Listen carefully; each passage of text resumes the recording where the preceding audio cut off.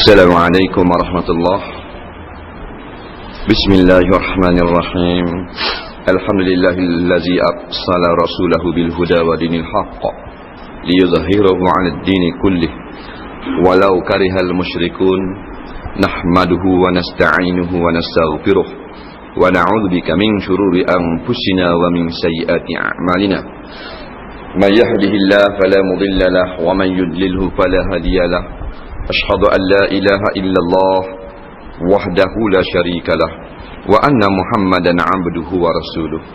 Allahumma salli wa sallim ala habibina wa syafi'ina wa zukrina maulana wa qudwatina sayyidina Muhammadin wa ala alihi wa sahbihi ajma'in. Amma ba'd. Alhamdulillah, sama-sama kita panjatkan syukur kehadраtillah subhanahu wa ta'ala. Dengan limpah dan kurnia kita dapat hadir di rumah Allah yang begini mulia dalam suatu sesi kuliah maghrib. Mudah-mudahan Allah Ta'ala terima amal kita pada malam ini, dan apa yang kita lakukan sekarang ini akan terhitung di sisi Allah Subhanahu Wa Ta'ala sebagai suatu amal soleh yang akan tetap memberi keuntungan kepada kita pada hari kita bertemu dengan Allah Subhanahu Wa Ta'ala nanti. Kita lihat keadaan umat manusia mutaakhirin ini semakin lalai daripada perintah-perintah agama, semakin meninggalkan ke belakang segala peraturan-peraturan agama. Semuanya mengejar kebendaan, mengejar pangkat kuasa, mengejar keperluan hidup, seolah-olah di sinilah tempat akhirnya dan di sinilah tempat yang menjadi matlamat kita diturunkan ke bumi ini. Allah menurunkan nenek moyang kita yang pertama, Adam alaihi salam. Nabi Adam ni nenek moyang kita lah. Tok Nyang kita, orang Terengganu panggil Tok Nyang. Tok Nyang kita, Tok Nyang George Bush, Tok Nyang segala-galanya. Dialah asalnya. Tujuan apa? Inni ja'ilun fil ardi khalifah. Sesungguhnya aku nak menjadikan manusia pula di bumi ini sebagai khalifah. Apa maksud khalifah? Maksudnya manusia yang akan memperjalankan segala kehendak-kehendak Allah melalui hukum-hukumnya yang diturunkan dalam Al-Quran dan melalui lidah Nabinya sallallahu alaihi wasallam yang kita kenali sebagai sunnah. Tujuan penciptaan manusia. Tetapi sekarang kita tengok keadaan hidup manusia sudah pun lari daripada tujuan penciptaan. Masing-masing satu saja matlamat, bukan untuk menjadi hamba Allah, tetapi menjadi hamba dunia semata-mata. Allah bersebut di dalam Al-Quran dalam suatu ayat yang selalu kita dengar, wa ma khalaqtul jinna wal insa illa liya'budun. Al-ayah, tidak aku ciptakan manusia itu melainkan supaya menjadi hamba kepada aku, termasuk golongan jin juga. Tetapi sekarang manusia menjadi hamba sesama manusia, hamba kepada pangkat, hamba kepada harta. Dalam 400 orang yang duduk dalam taman perumahan, ada sebuah surah yang 400 orang itu mengaku beragama Islam, hanya 20 orang yang datang ke surah. 20 orang yang datang tempat orang sujud kepada Allah. 20 orang saja daripada 400 keluarga yang sanggup datang sekejap, tinggalkan rumahnya, tinggalkan harta bendanya untuk duduk pada kuliah maghrib. Tetapi kita lihat, kalau panggilan itu kepada mencari harta benda, maka sampai kosong rumah pun tak apa, tinggal anak, tinggal bini. Bini ni bunuh dorang pun tak apa, suami ralik cari harta. Anaknya colek dorang pun kerana pok sibuk cari harta. Inilah keadaan umat Islam akhir zaman.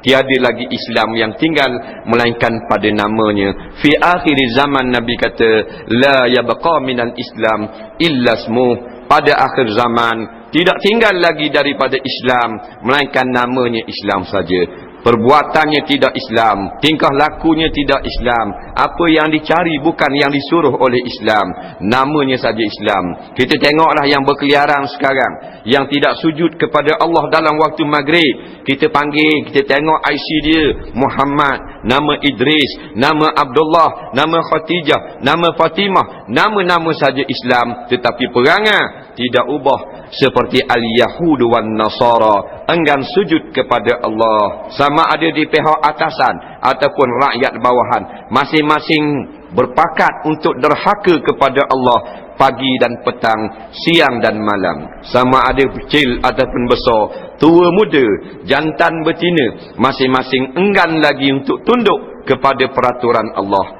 Beberapa kerat saja yang sanggup datang untuk sujud pada Allah di rumah-rumah Allah. Tak berapa orang saja yang tinggal untuk duduk pada kuliah-kuliah agama. Sedangkan dalam kes mencari harta benda, sampai jutaan umat meninggalkan Selangor, meninggalkan Johor, meninggal Pulau Pinang, meninggalkan Kota Baru, meninggalkan bumi kelahiran Sarawak untuk cari harta di Kuala Lumpur. Bukan nak cari ilmu agama. Semangat mencari harta menyebabkan manusia sanggup tinggal segala-galanya, tetapi tidak ada semangat untuk mencari agama. Walaupun datang penceramah di sebelah surau yang berdekatan dengan rumah dia tidak akan dapat hadir dengan alasan berbagai-bagai. Ada yang alasannya mesyuarat, ada alasannya kerja banyak, ada alasan traffic jam, ada alasan macam-macam. Tetapi mereka tidak akan beri alasan untuk hadir datang bekerja, kerana kerja akan dibayar dengan gaji bulanan. Tetapi kerja dengan kerajaan Allah, gajinya tetap walaupun berlipat ganda, dibayar di akhirat nanti. Maka khuliqal insanu min ajal, manusia dicipta dengan sifat gaduh, sifat nak cepat. Maka kerajaan dunia menawarkan gaji bulanan, gaji mingguan, maka semua orang semangat belaka. Tapi Allah menawarkan gaji beribu kali lipat ganda, tetapi dibayar di padang mahsyar. Tak ada seorang yang nak bekerja dengan Allah. Kalau ada pun sebilangan kecil. Al-qalilu kal-adam indal ulama, sedikit itu dikira tidak ada lah kalau dia nak kira tafsiran di sisi para ulama. Ada orang nak kepada akhirat, tapi sedikit macam tak ada. Kita tengoklah keadaan adik kakak kita, sepupu kita, anak saudara kita, adik-beradik kita, berapa orang alim dalam ilmu agama. Ramaknya tak sampai 10 orang. Kita bilanglah adik-beradik kita, tok besang kita, ipar kita, birah kita, sepupu kita, anak sepupu, berapa orang ulama? Maknanya berapa orang yang mengorbankan harta benda mencari ilmu akhirat? Tak ada langsung. Kita bilang pula dalam keluarga kita, abang kita, kakak kita, ipar kita, duai kita, sepupu kita, dua pupu kita, pak menakang kita, berapa orang cari harta benda dunia? Semua cari dunia. Sebab tu kita tengok sekarang umat Islam cukup dengan harta benda, tetapi jahil dengan ilmu akhirat. Inilah yang Allah sebut dalam Quran, walakinna aksaran nasi la ya'lamun. Dan sesungguhnya majoriti umat manusia adalah jahil-jahil belaka tentang agama. Ya'lamuna zahiran minal hayatid dunya, mereka alim dalam bab ilmu dunia saja. Wahum anil akhiratihum ghafilun, tetapi mereka dalam bab ilmu akhirat, ilmu agama, mereka adalah umat yang paling jahil. Betul sungguh. Kita tengok berapa orang adik-beradik kita ustaz, berapa orang adik-beradik kita tuan guru, berapa orang saudara mara kita pangkat ulama. Tak ada. Tapi yang cari harta benda dunia, tak muat lori, tak muat kapal terbang, semuanya kejar harta benda dunia. Hak kecil, hak besar, hak cacat, hak boleh berjalan, hak berlari, hak motosikal, hak lori, hak kereta, semua matlamat yang satu, untuk dapat gaji cukup bulan. Dengan duit dapat kesenangan. Makin bersenang, makin senang, makin senang. Lupa dengan ilmu akhirat. Kita akan ditanya di dalam alam barzah nanti. Jawapan kita dengan ilmu akhirat, bukan dengan ilmu dunia. Tidak akan ditanya di dalam kubur, kubur nanti apa bendanya dalam ilmu akademik. Dia tak tanya dalam masalah bahasa Malaysia, dia tak akan tanya pada masalah sains. Dalam kubur dia tak akan tanya masalah kimia, masalah yang berbagai-bagai sastra dan seumpamanya, tetapi ilmu yang berkait dengan agama. Marabbuka, siapa Tuhanmu, ilmu ketuhanan. Wa man nabiyyuka, ilmu sirah, ilmu mengenal Rasulullah. Wa ma'tiqaduka, ilmu akidah. Barang siapa yang tak tahu ilmu akidah, maka terkebir-kebir tak dapat menjawab di alam barzah. Tetapi ilmu-ilmu yang akan ditanya di akhirat nanti, kita tidak cari. Kita sibuk anak cucu kita dengan ilmu yang sama-sama berebut segala kafir-kafir laknatullah di atas muka bumi. Kafir laknatullah berebut ilmu fizik, anak kita pun berebut juga dengan ilmu fizik, sibuk sangat. Kafir laknatullah duk sibuk ilmu bahasa Inggeris, Inggeris, kita pun sibuk dengan ilmu bahasa Inggeris. Kita sama-sama lupa seperti kafir laknatullah yang tidak sedar mereka akan ditanya tentang ilmu akidah, ilmu i'tiqad. Tak usah kata anak kita tak reti i'tiqad ahli sunnah wal jamaah. Sedangkan di antara soalan yang ijma' ulama akan ditanya kepada kita, wa ma'tiqaduka, apa i'tiqad kamu wahai si fulan anak si fulan. Kalau kita sah akidah kita sentiasa duduk di depan ulama-ulama dalam mendengar ilmu tauhid, ilmu akidah, ilmu iman, maka sahihlah i'tiqad kita, maka kita akan dapat menjawab insya-Allah dengan jawapan yang terang lagi fasih. Tengok keadaan yang berlaku sekarang. Nah, masing-masing handal dengan ilmu pengetahuan dunia, tapi kalau dalam bab akhirat memang tak reti nak jawab. Memang pun nak kita alim dalam bab dunia, kita jahil dalam bab akhirat. Kenapa terjadi demikian?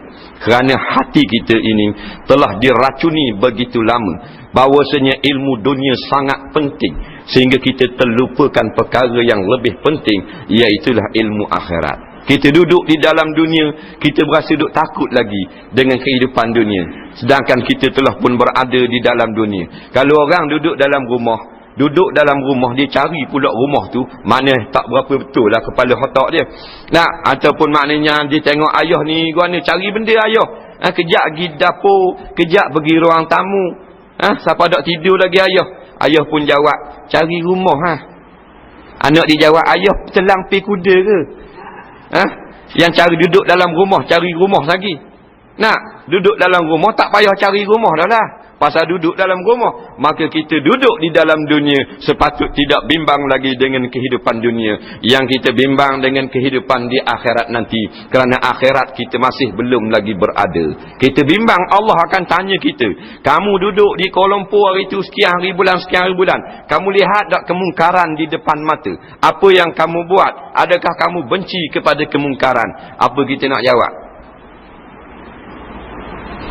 Kalau kita duduk surga, duduk masjid, padang kata tasbih, subhanallah, subhanallah, subhanallah, kita akan dipertanggungjawabkan di hadapan Allah kerana membiarkan bumi Kuala Lumpur penuh dengan maksiat. Man ra'a minkum munkara falyughayyirhu biyadihi. Barang siapa yang menyaksikan kemungkaran di hadapan matanya, maka wajib diubah dengan tangannya. Fa illam yastati' fa bilisani. Orang yang tidak ada kuasa wajib mengubah kemungkaran maksiat sekarang dengan mulut, dengan lidah. Wa illam yastati' fa biqalbi. Kalau lidah pun tidak dapat bersuara, maka dengan hati kita benci kepada maksiat yang banyak sekarang ini. Wazalika ad'aful iman. Benci maksiat di dalam hati adalah iman yang paling lemah. Adakah kita duduk dalam kumpulan yang ketiga dengan iman yang paling lemah? Tak boleh semua bersikap demikian. Bahkan sebahagian daripada kita mestilah menggunakan kuasa dan mulut untuk mengubah kemungkaran. Kita pasti akan ditanya.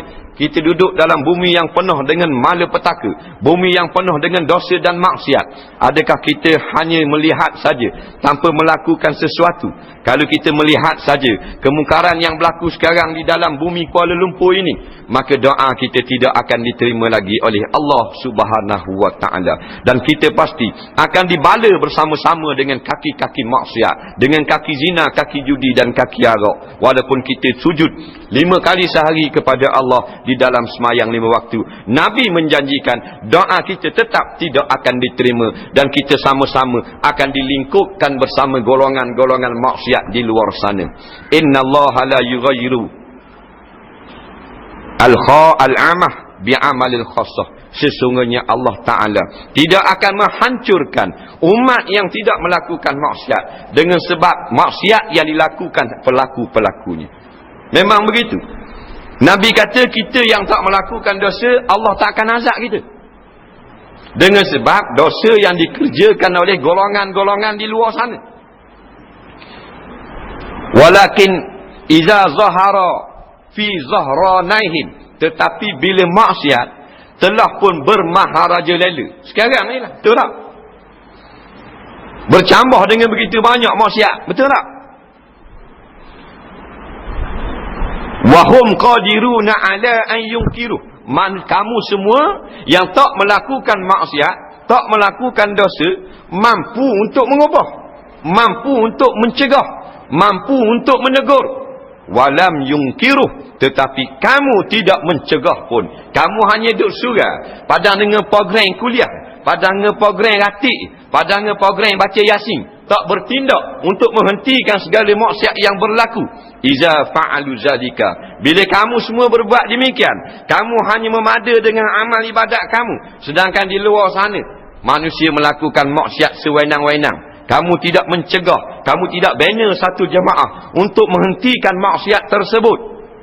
Azaballahul khasah wal amah. Allah pasti akan menghancurkan golongan pelaku maksiat dengan kamu sekaligus yang tidak melakukan maksiat. Na'udzubillahi min zalik. Nampaknya itulah saat yang telah dekat bagi kita. Dalam hadis yang lain, wa fi riwayatin fala yustajabu lakum, pada ketika itu kamu tidak akan diperkenankan lagi doa. Maka sahabat-sahabat tercengang, buana Rasulullah, kalau orang Islam tak buat dosa, hak lain buat dosa, Allah hancurkan bersama-sama. Macam mana lagu tu? Nabi kata, benar. Dengan sebab mereka tidak mencegah kemungkaran. Walakin yub'asu yaumal qiyamah ala qadri niyatihim. Cuma bezanya, Allah bangkitkan di hari kiamat atas qadar masing-masing. Maknanya orang yang melakukan maksiat, walaupun mati dengan yang tidak melakukan maksiat, tetapi bila bangkit di padang mahsyar, barulah Allah akan asingkan pelaku maksiat suku dan orang yang tidak mengerjakan maksiat suku.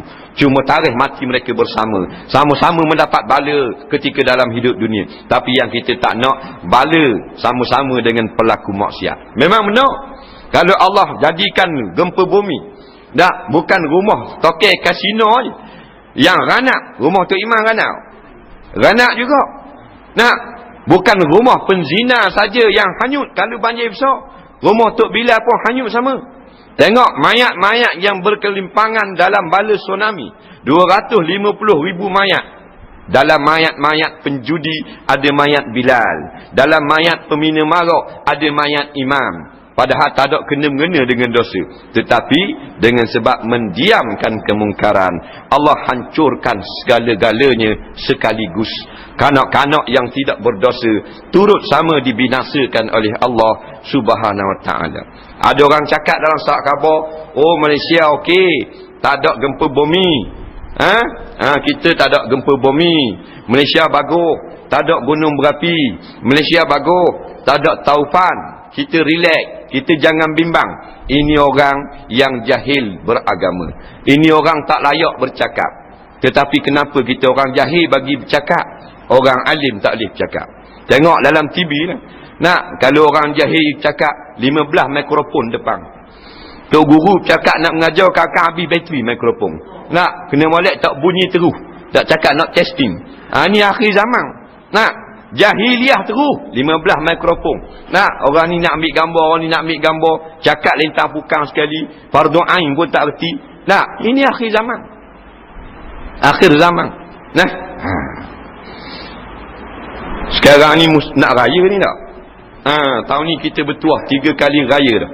Nah, baru ni raya puasa, lepas tu raya haji pula. Nah, raya ni tak mau baju raya, dia nak bendera raya. Nah, keluar pula kenyataan pilihan raya tak ada kena-mengena dengan akhirat. Ini satu lagi kejahilan yang sangat-sangat. Tidak ada suatu benda yang kita lakukan di atas muka bumi ini yang tidak berkait dengan akhirat. Tasawuf cakap